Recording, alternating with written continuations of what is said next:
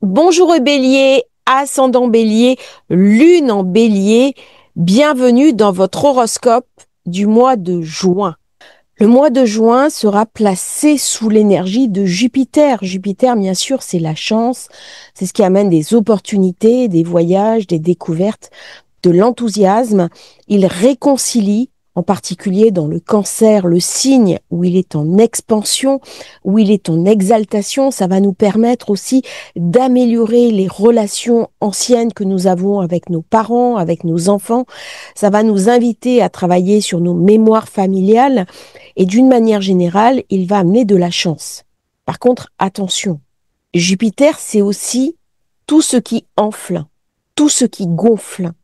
Il peut amener une forme de crise parce que je vais trop dépenser, parce que je vais être trop dans mon enthousiasme. Il peut me faire perdre pied avec une certaine forme de réalité, d'autant qu'il sera en carré à Saturne le 14 juin, en carré à Neptune le 19 juin. Donc ça va renforcer cette configuration un petit peu tendue, amenant à la fin du mois quelques soucis financiers pour les personnes qui sont exposées sur les marchés ou les crypto-monnaies.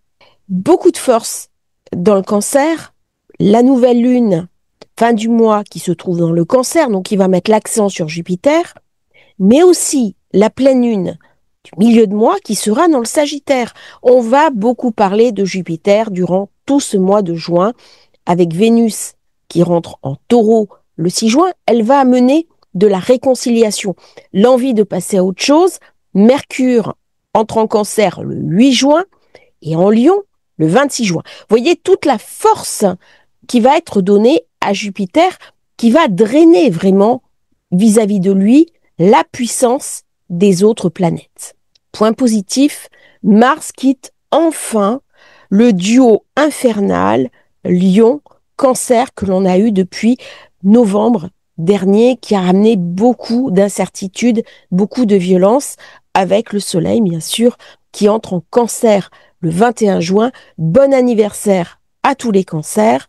Voilà un petit peu sommairement les configurations du mois de juin, quelques minutes.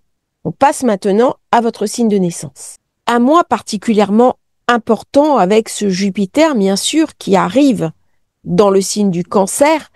4 signes après le vôtre, ça va mettre l'accent, bien sûr, sur la famille, sur la maison, sur les relations familiales, mais aussi sur la possibilité d'acheter une maison, de s'installer, de rénover un bien. Tout ça, ça va être mis en valeur. On va mettre également en valeur la confiance en soi, l'entreprise, tout ce qui correspond au groupe, au clan, l'envie de se retrouver en cocoon, l'envie de se retrouver chez soi, l'envie de se protéger et de favoriser son bien-être, aussi bien extérieur qu'extérieur. Durant cette période, on sera peut-être un peu plus casanier. On va avoir envie de partager avec des amis dans le jardin, de profiter de son environnement personnel. C'est une période où on peut également déménager, changer de cadre, changer de lieu de vie. C'est un moment où on peut décider de fonder une famille, d'avoir un enfant, de se mettre en couple et de revoir ses projets importants. Si vous avez eu des conflits avec des membres de votre famille, c'est le moment pour tout remettre à plat.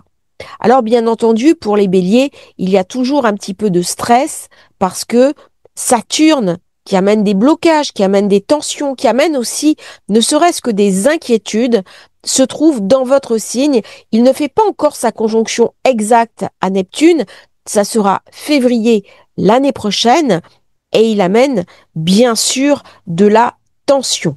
Alors ce carré à Neptune-Saturne va se dérouler une seule fois, très puissant sur vous. On a le sentiment de vivre des restrictions. On est beaucoup plus dans la responsabilité, dans l'investissement long terme. On achète un bien immobilier, forcément, on en prend pour 10 ans, 15 ans, 20 ans, et parfois même plus. Par contre, attention, Neptune ramène du flou, du rêve, de la fuite et une certaine confusion. Du coup, ce carré, il y aura un seul carré vraiment fort parce que Jupiter ne va pas faire de rétro. Ça peut amener des tensions familiales. Ça peut amener des tensions liées au lieu de vie. Vous êtes très bien là où vous êtes, et puis votre compagnon, votre compagne n'est pas du tout à l'aise. Ça peut amener aussi des inquiétudes sur l'argent, la stabilité émotionnelle, un besoin de changement, sans savoir comment le vivre concrètement. Faut pas quand même extrapoler, c'est un carré ponctuel.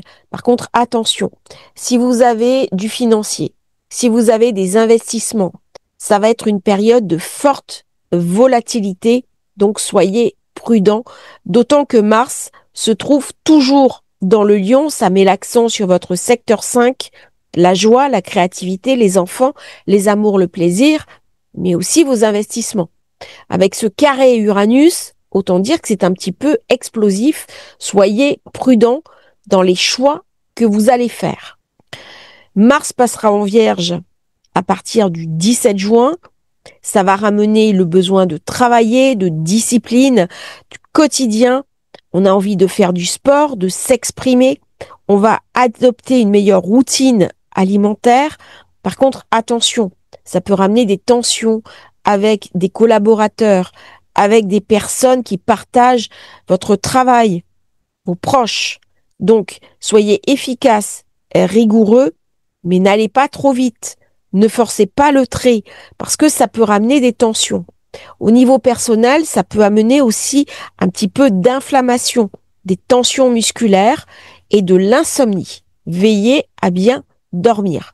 Alors, dans cette pleine lune, nous avons bien sûr Vénus qui est entrée en Taureau le 7 juin. Ça ramène le secteur financier en valeur.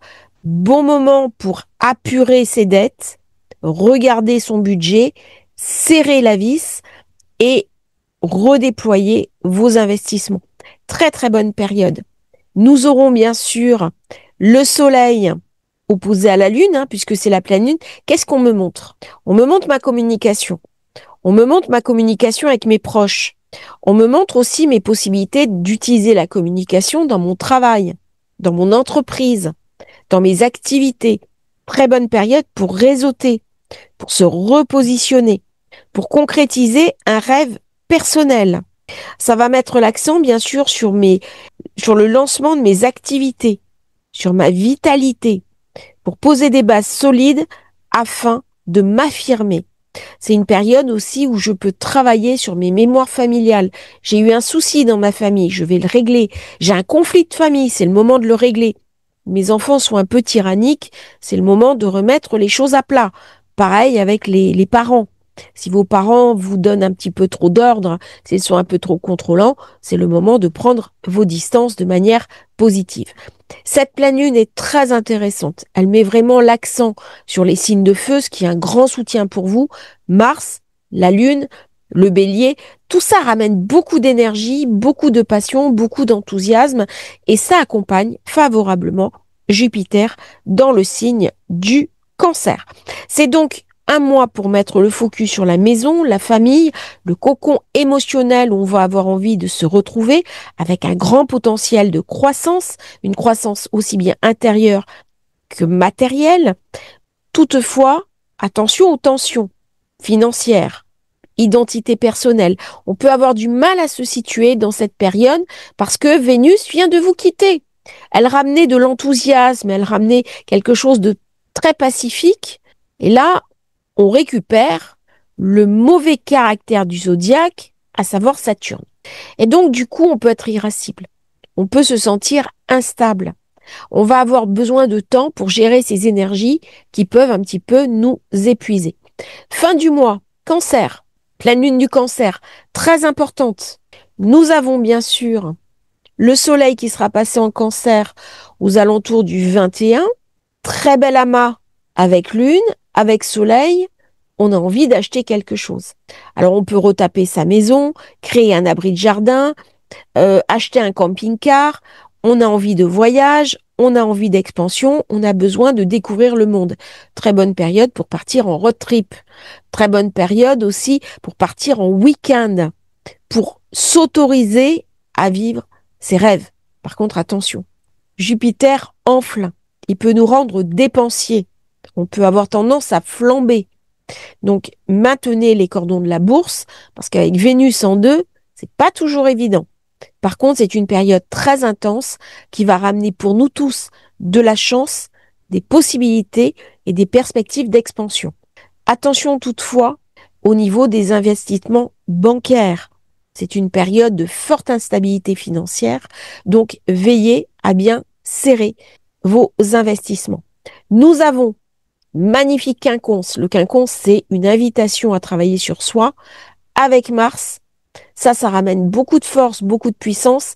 Si je travaille correctement, si je travaille convenablement, si j'accepte aussi de me remettre en question par le nœud nord en poisson, eh bien, ça va ouvrir des perspectives personnelles que je n'aurais pas soupçonnées. J'ai 2 iodes, Neptune, Saturne, Mars, Pluton, très positifs.